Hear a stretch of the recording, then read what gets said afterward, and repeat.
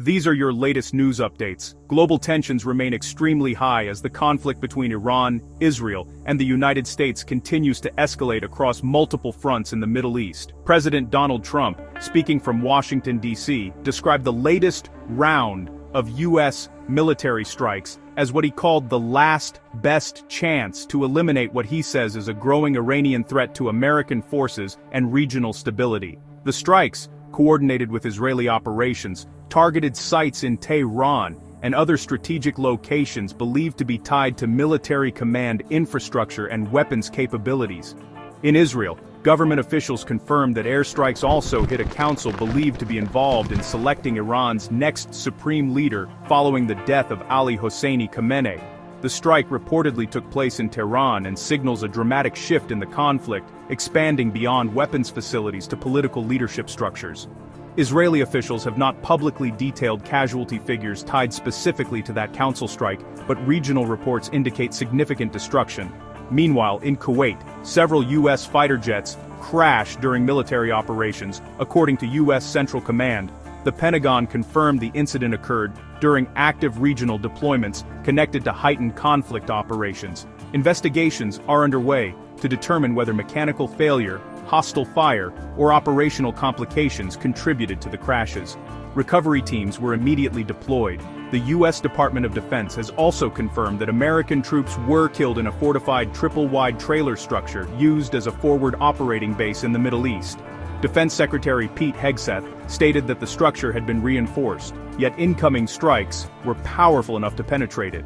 The exact location of the attack has not been fully disclosed for operational security reasons, but officials say it occurred within the broader regional combat zone tied to the Iran conflict. Casualty numbers are still being verified publicly, though officials acknowledge multiple fatalities. In Austin, Texas, a separate tragedy unfolded when a mass shooting left 3 people dead and 14 hospitalized. Local authorities confirmed that the incident occurred in the downtown entertainment district.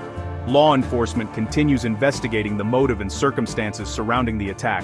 Several victims remain in critical condition at Austin area hospitals. In Georgia, a jury found Colin Gray guilty in connection with his son's alleged deadly school shooting case. The verdict was delivered in Winder, Georgia. Prosecutors argued that Gray's actions contributed to the chain of events leading to the fatal school violence incident.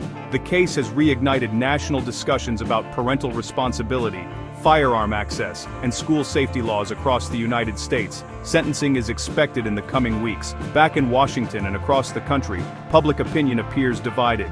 A newly released national poll indicates that Americans are split over whether they support continued U.S. strikes against Iran. While a portion of respondents believe the strikes are necessary for deterrence and national security, a significant percentage express concern about deeper military entanglement in the Middle East. Analysts say war fatigue and economic concerns are influencing voter sentiment. Diplomatically, the conflict has triggered global reactions. In Riyadh, Saudi Arabia, heightened security measures remain in place after Iranian retaliatory threats. In Beirut, Lebanon, evacuation warnings were issued amid Israeli military actions targeting Hezbollah positions. In Brussels, NATO leaders have called for restraint and emergency consultations. Oil markets in London and New York reacted sharply to the instability, with prices fluctuating due to concerns about supply disruption in the Persian Gulf. Here at home, financial markets have also shown volatility. Defense stocks saw gains, while broader indexes reflected investor uncertainty about prolonged conflict. Lawmakers in Congress are debating oversight measures and funding implications tied to continued operations. Amid these intense geopolitical developments, a rare celestial event provided a stark contrast. A total lunar eclipse, often referred to as a blood moon, was visible across North America, parts of Asia, and the Pacific. The eclipse reached totality for nearly an hour, with the moon appearing deep red due to Earth's atmospheric filtering of sunlight. Astronomers confirmed that this is the last total lunar eclipse visible in the United States until late 2028. Observatories in Arizona, California, and Hawaii reported clear viewing conditions as the situation develops across multiple continents. From Tehran to Tel Aviv, from Kuwait to Washington, the world remains on edge. Military escalation, domestic legal verdicts, public opinion shifts, and even rare cosmic events are unfolding within the same news cycle. We will continue to monitor verified updates from the Pentagon, Israeli defense authorities, Iranian state media, and US lawmakers as this story evolves.